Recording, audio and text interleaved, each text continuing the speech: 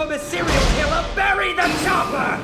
Ah! 15 sick and twisted serial killers in anime. Sometimes fiction is stranger than reality despite being inspired by it. Anime draws you in and takes you on a journey that feels like it was made for you. The range of emotions felt while watching these characters interact and knowing their thought processes sometimes teaches things about ourselves. So what happens when we encounter a serial killer on screen who is actively murdering characters we care about? It's not even about our preferences, but more about their twisted moral alignments and how it affects us. Would our emotions fluctuate if we understood their hidden motives and their impulse to feel another's blood on their hands? Bearing this question in mind, here is a list of the 15 most sick and twisted serial killers in anime that have managed to get a rise out of every single person that has watched the anime they're in. Without any further ado, let's get into it. Before we go into our explanation, we have a very small request. If you like our content, please support us by subscribing to our channel. This is a small click for you, but for us, it means an awful lot. Thank you. Let's begin.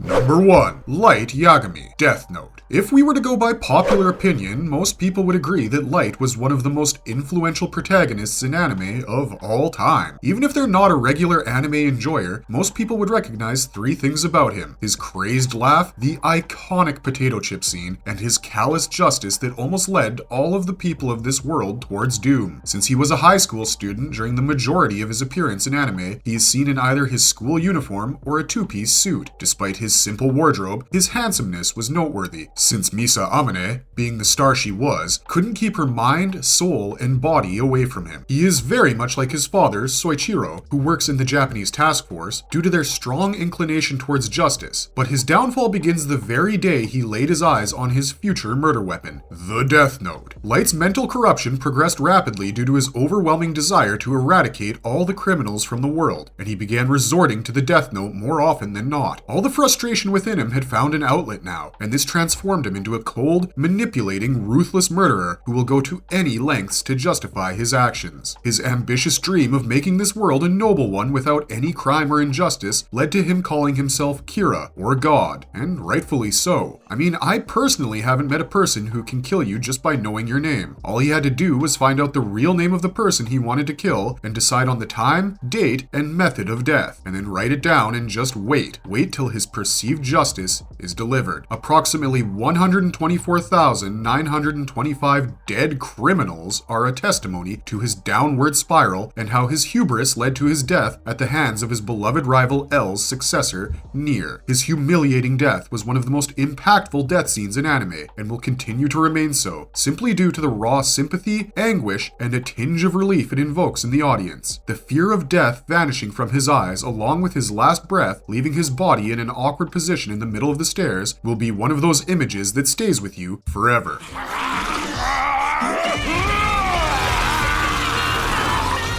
Number 2. Yamori, Tokyo Ghoul. Talking about deranged people harming others for fun, there was no way that we could not mention Yakumoro Omori, or better known as Yamori or Jason from the Tokyo Ghoul franchise. Whoever watched the torture scene of Ken Kaneki knows that they cannot ever forget the screams and total anguish poor Kaneki went through, but he was not always like this. During his imprisonment in the Cochlea jail in the 23rd ward, he was tortured by a sadistic prison guard named Tokage for information about the 13th ward, but also for his own pleasure. Later, Yamori expresses gratitude for the torture he went through because he felt that it taught him something important, that being weak is just a lack of intrinsic ability to succeed. Only the strong prevail, and only the strong can do whatever they want because there's no one to stop them. This was the same ideology that he passed down to Kaneki while torturing him endlessly, causing him to go into full ghoul mode and kill Yamori. But what does the name Jason have to do with him? Yamori is often seen wearing a white hockey mask while torturing his victims. Ring any bells? That's right, it's a nod to Jason Voorhees, the legendary serial killer from the Friday the 13th franchise. Even the ward he comes from is numbered after the Jason movies, drawing another similarity between the two characters. What is his modus operandi though? We all know he believes that cannibalizing other ghouls will provide immense strength, and he will do anything to be strong. But what's the point of attaining such strength without having some fun on the way, right? So he usually grabs hold of people he wants to interrogate and makes them go through such intense and abominable torture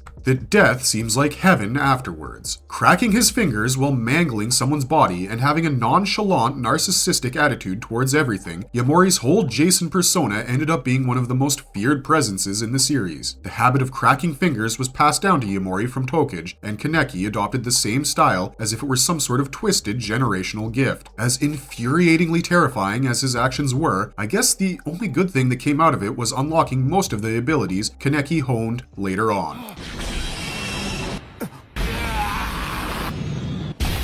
Number 3. Orochimaru, Naruto. Naruto was one of the longest running animes, which was dubbed as the Shonen Peak, along with One Piece and Bleach. But the more you look at it, beneath all the power of friendship approach and uplifting pep talks Naruto gave, it was a tonally dark anime, with a lot of characters that were seemingly irredeemable in their ways of torturing people left and right for both work and pleasure. And the first name that pops up in our mind when we think about Naruto villains? Orochimaru is one of the 3 legendary Sannin who was obsessed with the idea of being immortal and all-powerful. This all-consuming desire enabled him to take many innocent lives and eventually choose his ultimate vessel, Sasuke Uchiha. But one aspect of his personality never changed since his childhood: his sense of sadism. After losing so many people around him for reasons that were avoidable, Orochimaru grew to hate human fragility to the extent that he desired immortality to spite everyone else. He learned Kinjutsu and hoped to be the ultimate being that has mastered every ninja technique that ever existed.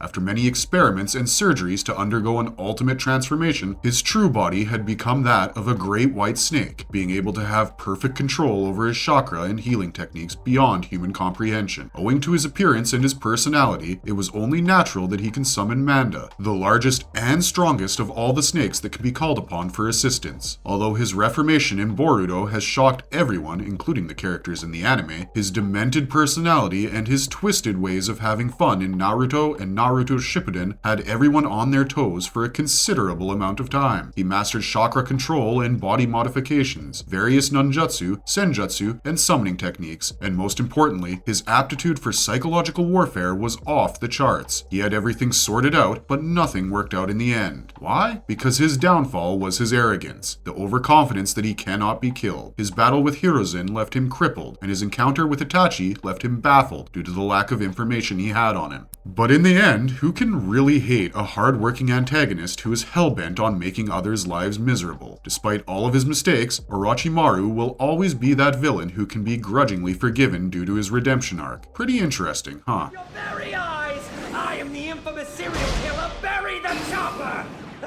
Number 4. Barry the Chopper, Full Metal Alchemist. Despite many rewatches, one can barely remember Barry the Chopper, but he has been there in both iterations of the anime, with a few tweaks to his personality here and there. While Full Metal Alchemist Brotherhood treated him as a comedic villain who's just stuck in his suit of armor and is a quirky-natured guard to the 5th Central Alchemical Laboratory, the 2003 version showed the true side to his claims. Being huge in size due to the suit of armor and having 2 white lights instead of actual eyes, he thought his situation made him unique and more fearsome, but since the viewers were already accustomed to this due to Alphonse being in the same condition, all it did was just turn him into a comedic character. But his claims of being a serial killer whose names will cause Alphonse to wet himself had some truth to them. Before having his soul transmuted into the armor, Barry was a butcher who cut pigs and cows into pieces for a living, but got fed up with it soon and began targeting unsuspecting humans. Central City lived in terror of Barry the Chopper, who had claimed almost 23 lives, and the numbers were rising alarmingly fast. Starting with his own wife, he chopped up people into tiny pieces and relished in the sight of the blood glistening in the moonlight. But he finally got caught by the government and got his soul forcibly taken from his body and stuffed into a suit of armor through alchemy. His fate was similar to most of the death row inmates who went through things that made death look by any means a mercy. That's enough about his past, but what are the weapons that have assisted him in killing? Perhaps a nod to his human past, but all he needs is a meat cleaver and a carving knife to butcher humans like pigs. He even has a special interest in killing curvaceous women because they have a lot of meat and he's going to enjoy cutting them up. Currently serving as a Lab 5 Guardian numbered 66 and being an informant for Roy Mustang to help Maria Ross out of prison, he has come a long way from his past, but one can't help reliving their glory days, and thus his unique trait is saying murder-themed pickup lines when he meets someone new. I mean, personally, I think that's pretty cool.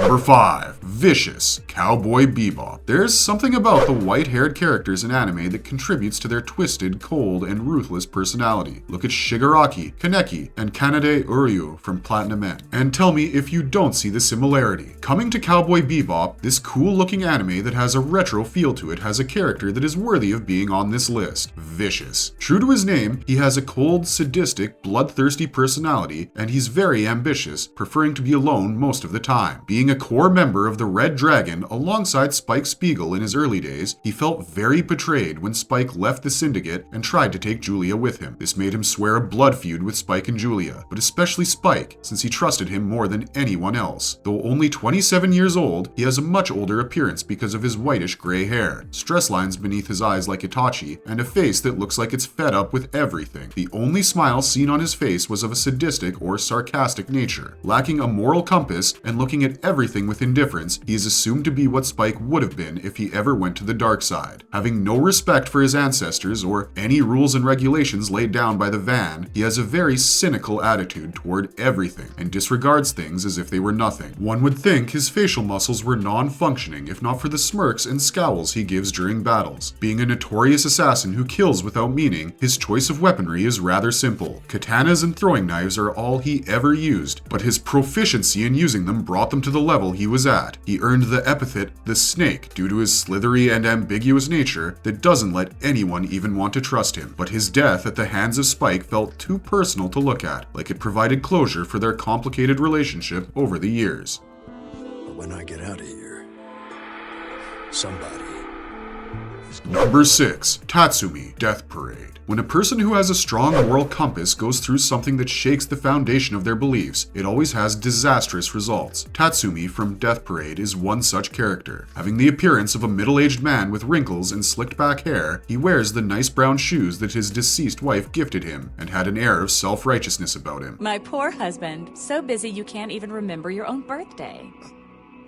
Once a sincere and dedicated detective who worked so hard to the point that he forgot his own birthday, his ability to detect whether a person is lying or not was pretty much accurate. Tatsume was a friendly person who was kind and open to everyone seeking his help or company, and found a good friend in Shimada, his detective partner. He couldn't spend time with his wife properly, but being the loving and understanding woman she was, she supported his career and understood that it was for the greater good.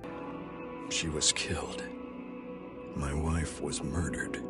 But fate was cruel to them, as Tatsume came back home one night only to find his wife brutally murdered. Filled with rage and vengeance, he caught hold of the murderer and killed him in cold blood. As if this was not enough, he even heard his wife's voice thanking him for taking revenge against his killer. This shook him up and transformed him into a cold, calculating, delusional, pathological killer who began using his job to monitor people whom he considered unworthy of living and showed zero mercy while killing them. He claimed many lives of these perceived scum on whom he passed his flawed judgment and never felt any remorse or regret for taking the law into his own hands. He even manipulated Shimada into killing his sister's rapist, telling him that he has no courage or sense of duty to his family. Even when he was stabbed by Shimada due to a misunderstanding while confronting the rapist, his only dislike about the situation was that he was stabbed with the same knife that the assaulter was stabbed with, contaminating his body with a criminal's blood. While his moral alignment had shifted to a darker tone, he could not keep his cool when people around him criticized his beliefs and judgments and began picking fights with everyone. Tatsume also considered himself an arbiter who has the right to pull the dark desires out of people and wait for an innocent to be hurt and pass judgment on them. Even in his last moments, he had a smile on his face because he was fully aware of his actions and saw this coming from a mile away. There is no forgiving characters like this, huh? The children of this town are safe thanks to you, Satoru.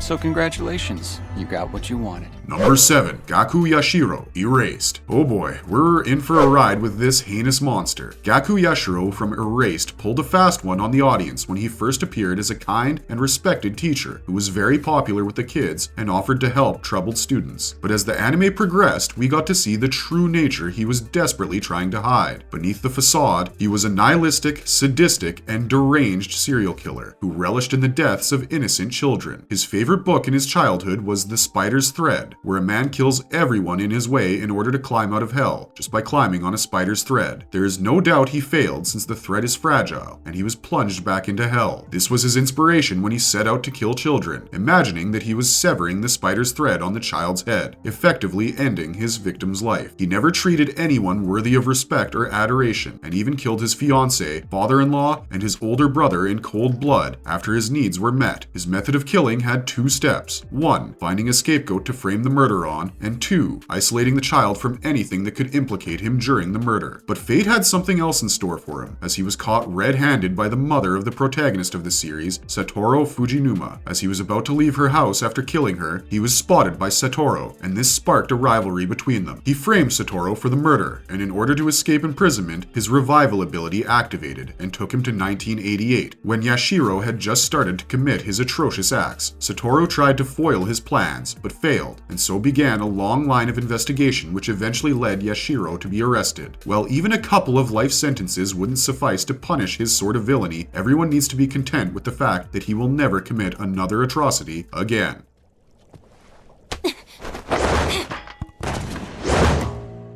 Number 8. Hollywood. Durarara. Anyone who has watched Durarara knows what a Dhampir is, but for people who didn't watch it, a Dhampir is an offspring between a vampire and a human. They need not be direct descendants, but should inherit the vampiric qualities instead. Now imagine that a Dhampir has turned into a serial killer with a very vicious purpose of revenge. How terrifying would that be? Ruri Hajirib, better known as Hollywood, grew up in a house where following rules and regulations was strictly implemented, and this stunted her expression of self. She was always bound by social etiquette, so watching horror and slasher movies became her only relief. She was fascinated by how these outcasts could express themselves in a way that she never could. But soon, her family went bankrupt, and Ruri could finally break free from the stressful environment she was in. She worked as a special effects makeup artist for a series about vampires, and gained a lot of credit and reputation. She was on her way to becoming a popular model who excelled in every field she stepped into, but fate had different plans for her. The company president that she worked for, Jinei Yodogiri, came to know about her ancestry and started using her for all the occult rituals her company's investors used to participate in. This gave her severe mental, physical, and psychological trauma, and she swore to take revenge against her abusers. Donning the persona of a serial killer, her way of killing people is as brutal as it gets. Because of her supernatural strength, she used to mangle the bodies into something unrecognizable, leaving the face and limbs intact so that people could identify the victim. Since she is 1/4 Dhampir, she also has supernatural healing and speed, which allows her to move in a way that humans never could, which enables her to run away from crime scenes after her revenge has been taken. But even if her killings were barbaric, she doesn't have the stomach to kill someone else except her abusers, because her own actions used to disgust her. A serial killer with a strong moral code is pretty exciting, right? One has to just hope that they never cross her in any way.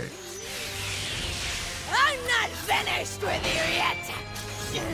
Number 9. Clementine, Overlord. Some people say that no one is born evil. It's the situations they're put into that turn them that way. Perhaps they hadn't been introduced to Clementine from Overlord, will put their justification to shame. Sadism, psychopathy, love for torture, and narcissism are the 4 characteristics that every serial killer has, and Clementine has them in abundance. Born and raised in slain theocracy, people used to assume that she went through something traumatic for her to act like this, but that's not it at all. She claims that she always had an affinity for monstrosity and loved inflicting pain on others for her own pleasure. The proof of her murders is the armor she wears, which is made from all the adventurers she ambushed and murdered. Due to her excellent combat skills and quick reflexes, she rose up in ranks and joined Black Scripture, one of the most elite battle forces of slain theocracy that boasted of members with heroic level abilities. Despite being only 20 years old and having delicate features like short blonde hair and a feline appearance, her arrogance knows no bounds. She considers herself the strongest of all humans, and whoever she could not defeat was considered a monster in her eyes. Her method of killing wasn't that elaborate. Whoever caught her eye was roped into a battle where she used to play with them until she was bored, and then brutally killed them. For each one-sided battle she was in, she took a memento, such as their tags or other belongings, but her ability to judge someone's strength was shaken when she met Ains. After exchanging a few blows, she quickly realized that the man in front of her was of a much greater caliber than she, and she needed to get away from him fast. Her death was was pretty satisfying to watch on screen when she was crushed by Ainz's hands. It was then that everyone knew what she truly was. Beneath that mask of arrogance, she was a weakling who only fought people who were weaker than her. Clementine picked a fight with someone only when she was sure that she could win effortlessly. The look of desperation and fear of death in her eyes while being squashed to death was long overdue and almost expected of her. This! Number 10. Frieza, Dragon Ball Z. Oh yeah, this one brings back memories of sitting in front of our televisions and waiting for the clock to hit 7 p.m. and for that Dragon Ball Z theme song to play. Unforgettable are the days when Goku used to exchange blows with all the villains and used to scream Super Saiyan at the top of his lungs. But the most memorable character is perhaps the primary antagonist of the series, Frieza, who had some out-of-pocket dialogue. I can't quite be a racist against a race that doesn't exist.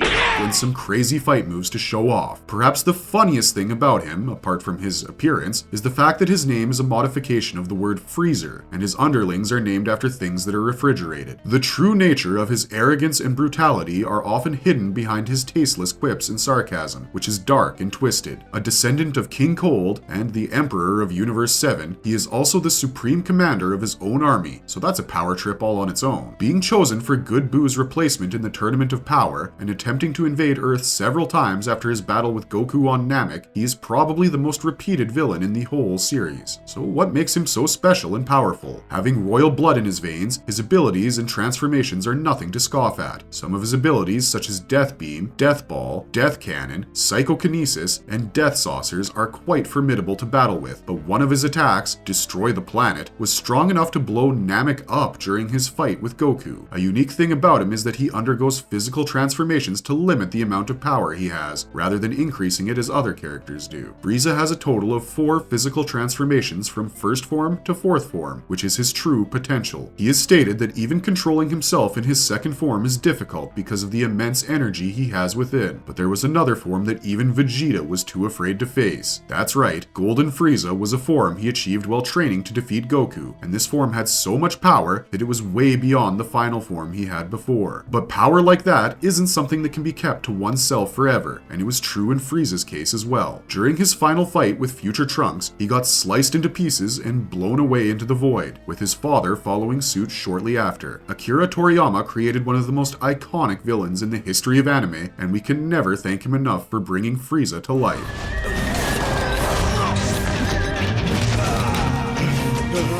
Number 11. Killer Bee, Bee the Beginning. Talking about murderers you can't really hate, Koku from Bee the Beginning is a good enough example of a man with a mission to protect what is dear to him. Koku is introduced as a mysterious figure, cloaked in shadow and secrecy. His kind and helpful nature when introduced in the series isn't a total front, but his true nature is quite a sight to see. While he is a violin craftsman who makes excellent instruments, in reality, he is the elusive serial killer, Killer Bee, who is being chased by a nefarious group of people called market makers.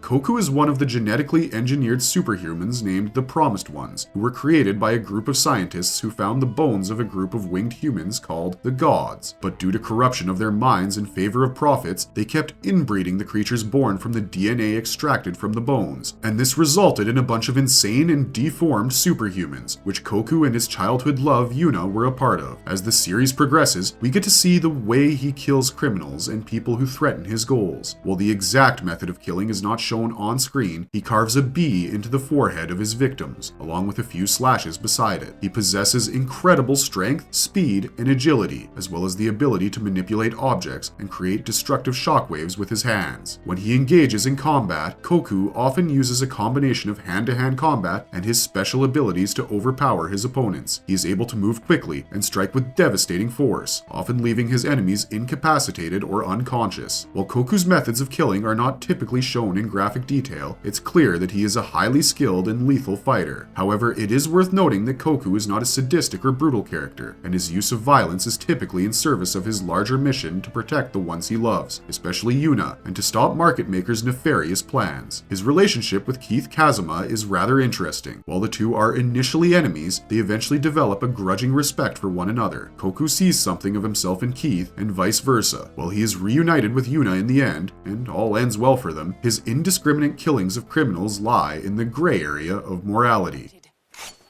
There's only one thing I can do! Number 12. Madam Red, Black Butler. Imagine having to face a situation day after day when all you want to do is avoid it at any cost, but you cannot due to your profession. Resentment builds up, and according to common knowledge, villainy is born from bottled frustration and rage. Such was the case of Angelina Dowles, better known as Madam Red by her peers. Her name originates from the red hair, eyes, and lipstick that she wears, along with the red clothing that looks elegant and graceful. But what is this obsession with red, and how did she find herself in this list?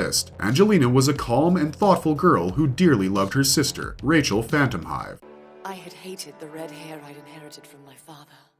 Your hair is very beautiful, Anne. She hated that her hair was red like her father, but when Vincent Phantomhive complimented it, she gained confidence in her looks and started to love the color red. But when she got the news that Rachel was getting married to Vincent Phantomhive, the man she loved, she felt very dejected, but tried to be happy that both the people she loved were together. And thus, she also loved her nephew, Ciel, very dearly. Soon she got married to Baron Burnett, who was a kind man and didn't mind one bit that her heart might never be his. They got pregnant, and while they were traveling to another place in a carriage, an accident took her husband, unborn child, and her womb away from her. Thus, her resentment against her life in the color red began again and intensified. Life was cruel to her yet again when she learned of the deaths of her sister, Vincent, and Ciel, and this caused great mental stress to her. She even accepted when Ciel came back alive without any questions, simply being happy that he was alive. Adding to her misery, as a doctor, she had to perform abortions on prostitutes who considered the unborn child a burden. She finally made up her mind and started killing the women who came to her for abortions, stating that people who did not respect life did not deserve to live. Her partner in crime was Grell Sutcliffe, also known as the Grim Reaper. Together they created the legend of Jack the Ripper and caused terror among the populace, because who would have ever guessed that a doctor who swore to save lives was taking them instead? Ciel, being one hell of an investigator, came to the conclusion that his aunt and Grell were the feared serial killer duo, but she couldn't kill him because she thought of him as her son. Grell felt disappointed and stabbed Angelina with her death scythe, killing her. Calm down.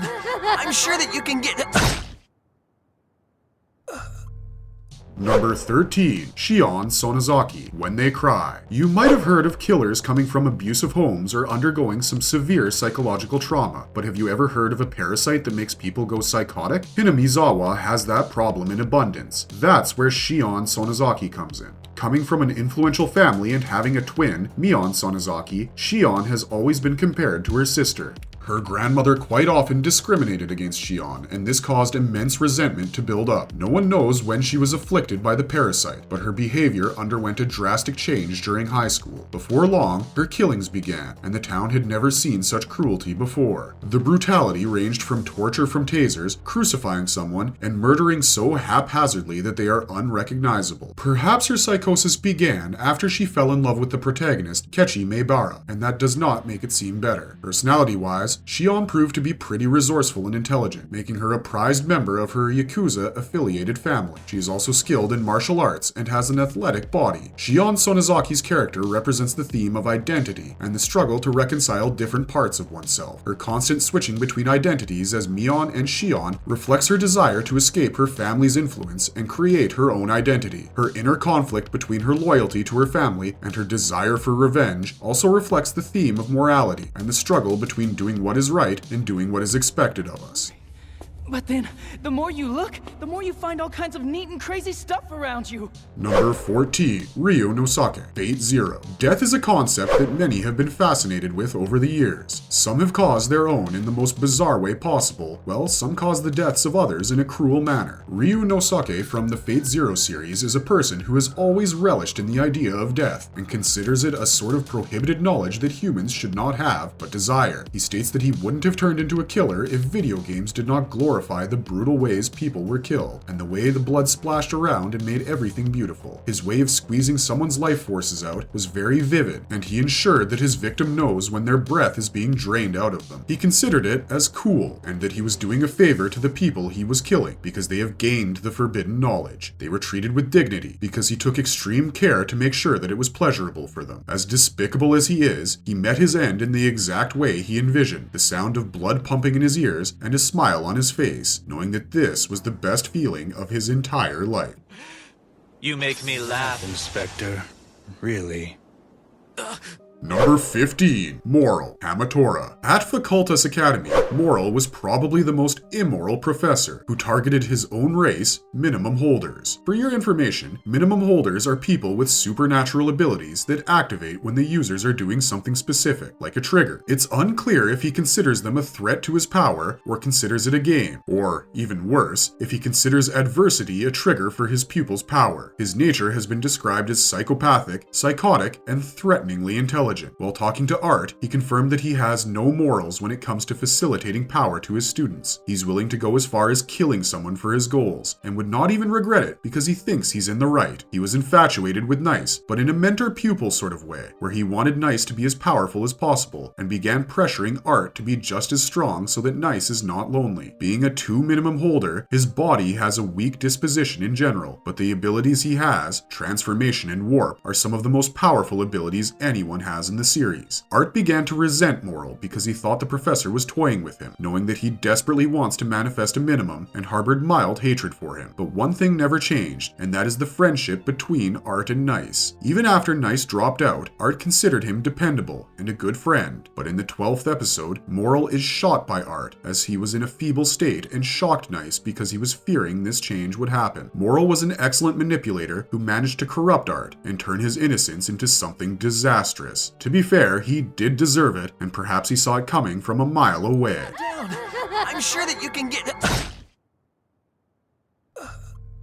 Conclusion. Watching serial killer documentaries and interviews fascinates many because it's the proof of what humanity will become if they lose their morality and sense of restraint. Anime has the ability to depict this very insanity in a medium that is both awesome and disgusting to people. Whether you may admit it or not, seeing these serial killers on screen definitely gets your heart pumping and your mind racing. Hope this list of 15 serial killers in anime left you craving for more representation of this insanity, and until the next video, keep your windows and doors closed and your eyes wide shut. And if you liked our content, don't forget to leave a like and subscribe to us if you haven't already. Have a good one, be safe out there, and thanks for watching.